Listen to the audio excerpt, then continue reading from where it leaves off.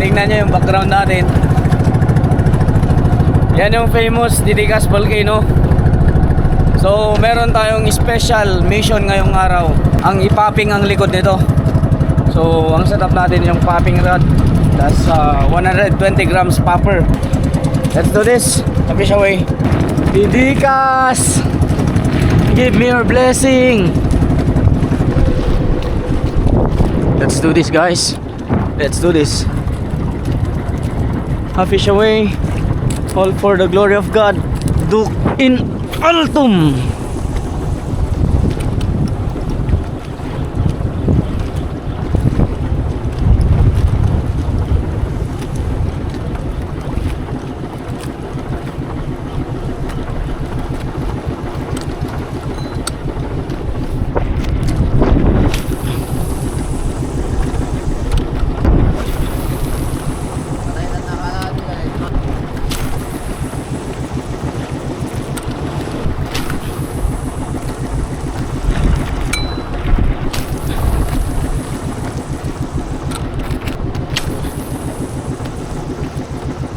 Tayo ng pain. So ito, luminous. Madilim-dilim pa. Hindi pa nakalabas yung haring araw, mga kaduks.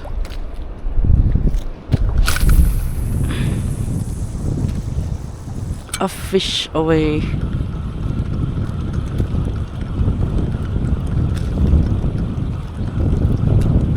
Strike! Strike! Strike! Strike! Strike.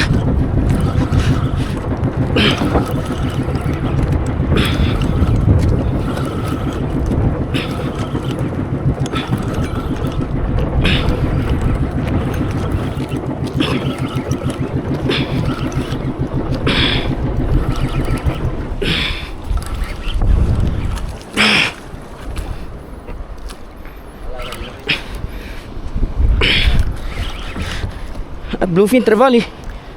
Ano na may gawin ito?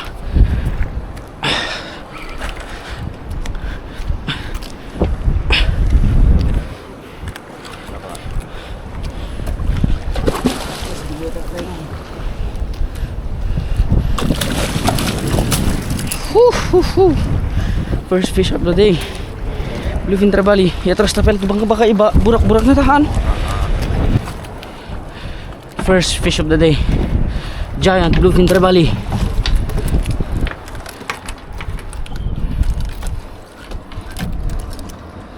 Wala pa, hindi pa gising yung ano ko, chakra ko. Warm up pa lang to.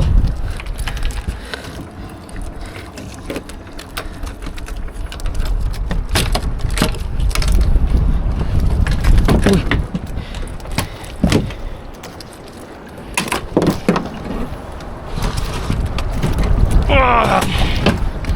Let's do this sakaling may kasama. Go for that, Maya. Cargo. A fish away.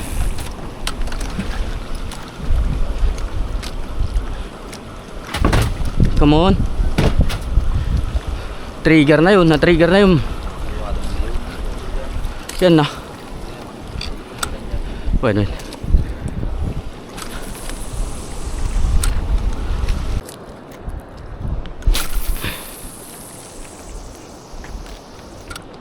Change lure.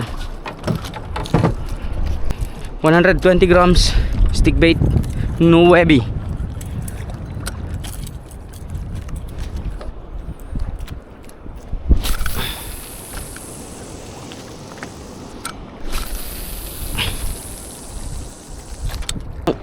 GT.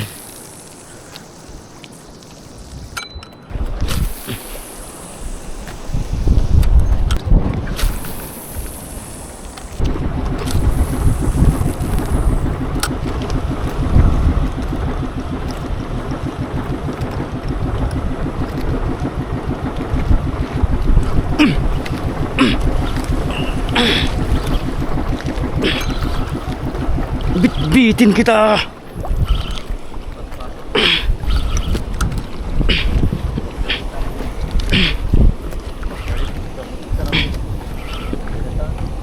Masul na naman. mo. Pakul. Papako. Pakul. Sobrang kunat nito. Ako. Scott. Pasar na. Mati makain. Bitbitong. Kaya mo. Kapag kalaki-laking pakul mga kaibigan.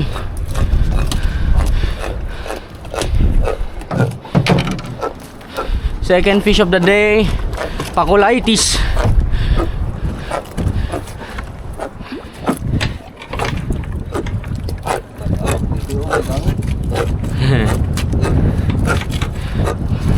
Kung hindi tayo drag doon, patay na tayo sana yung pamingwit.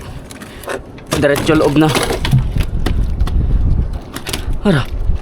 Mukha kasi ba't wala ito may gano'n tala. I would. Tara ulit. Wala pa, hindi pagising yung diwa ko.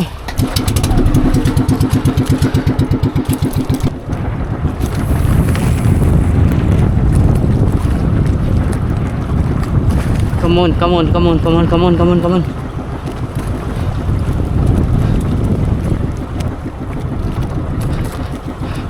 Wala yung mga predatory dito. Purisid kaya tayo sa may maagos doon sa harap. Mamaya. Maya. Wala dito sa likod niya.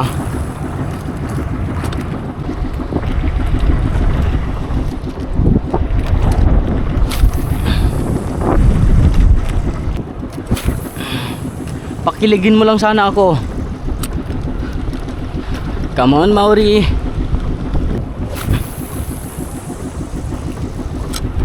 Ikot tayo. Pupunta tayo dun sa may maagos na part niya dito sa may parang buhanginan mga katuks. So first time natin na maikot tong bulkan na to.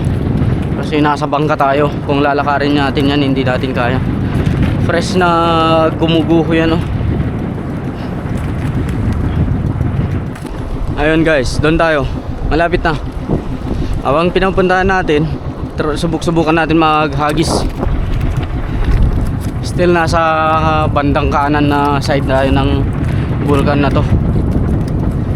Yan, ang dami ng tumubulak. May mga damo na siya. Hindi na kagaya dati na walang-wala na para siyang disyerto talaga eh. Sana tumubo yung mga tanim natin dito. Sa mga hindi pa nakapanood sa mga episodes namin dito sa bulkan na to, sa bago sa channel natin, panoorin nyo guys. Napakaganda. Nasubukan natin mag-camping sa may buhanginan niya overnight, tas nagtanim ng puno dito sa bulkan.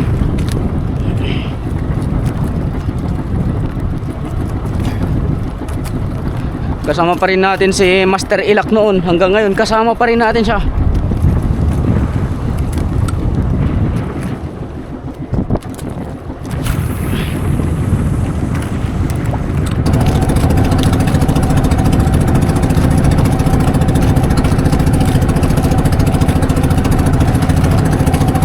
Okay, nandito na tayo sa harap. Awan ayos na, Lak. Awan ayos na.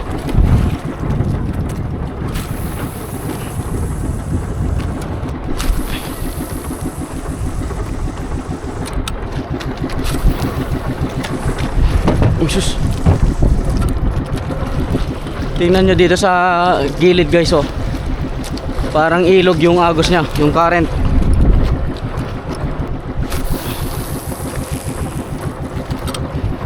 Baka andito yung mga GT. Saan kayo mga GT?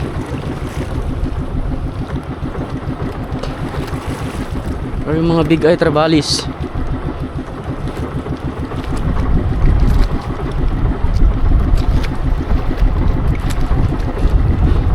Kaninang madaling araw mga katuks, nagpapunta na kami dito para mag-trolling. Pero walang kagatan. Ang dami rin dayo dito. Wala pa rin silang nahuhuli.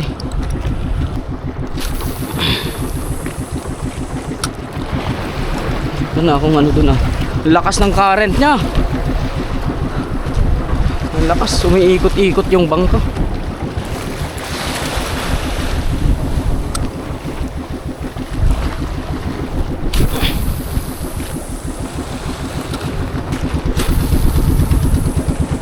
Oh guys, tingnan nyo yung gusto nyong patayan yung mga ganitong sitwasyon na. Sus. Gusto niyang patayan ng makina? Maling desisyon.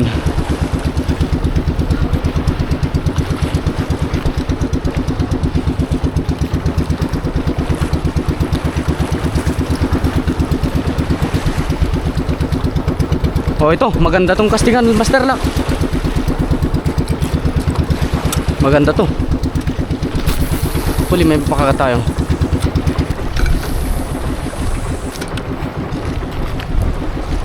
Nag-aagawan yung mga agos, guys. Sobrang lakas ng current niya. Sus, hindi nga kami makaalis mga katoks dahil sa lakas ng current niya. Parang ilog.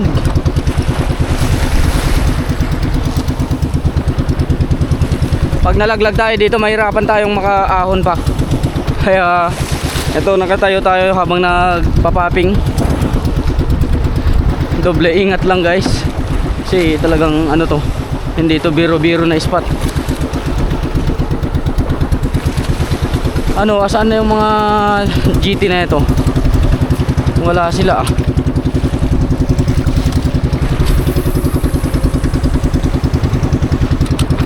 Madami din kasi dayo dito mga katoks. Di natin alam kung may ginagawa silang illegal kasi malayo naman sa kami ginto.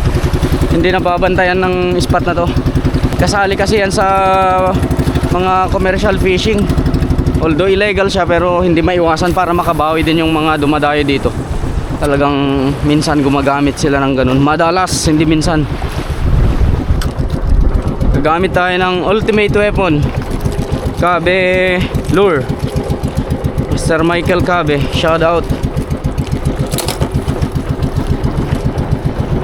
Sana yung ultimate weapon natin.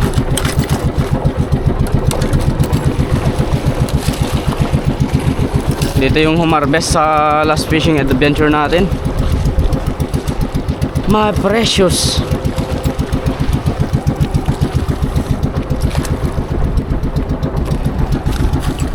Okay. All for the glory of God. Fish away.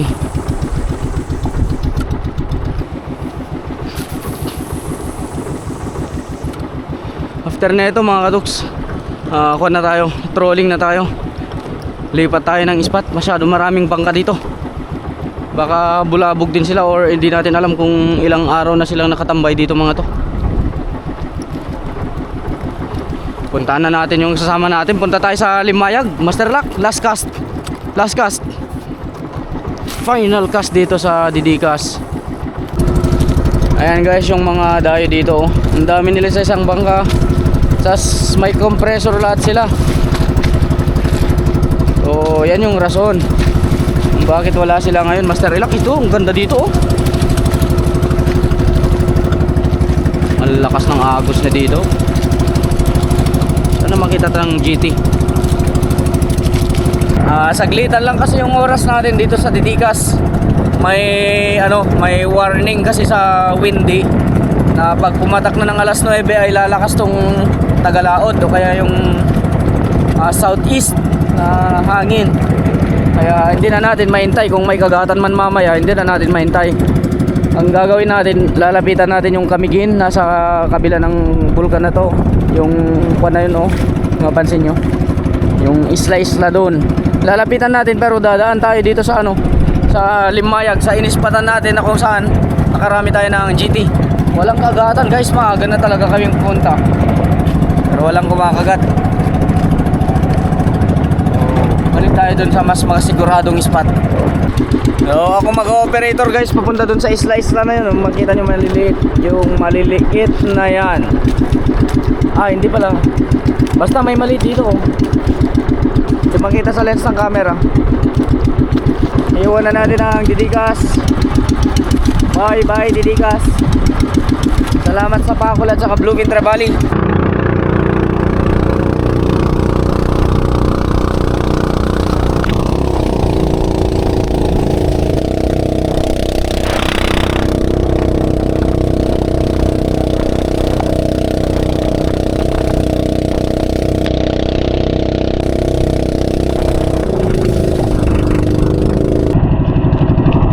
Napakasaya maging operator guys. Kapitan ng bangka yung pagtimon-timon. andito na tayo sa may GT spot natin. Wish us luck. Hanggang dito lang tong vlog na to mga kadoks. Abangan nyo yung next upload natin. Ito yung mangyayari dito. So fish away guys. Good luck sa atin. Alright, fish away and fish bomb.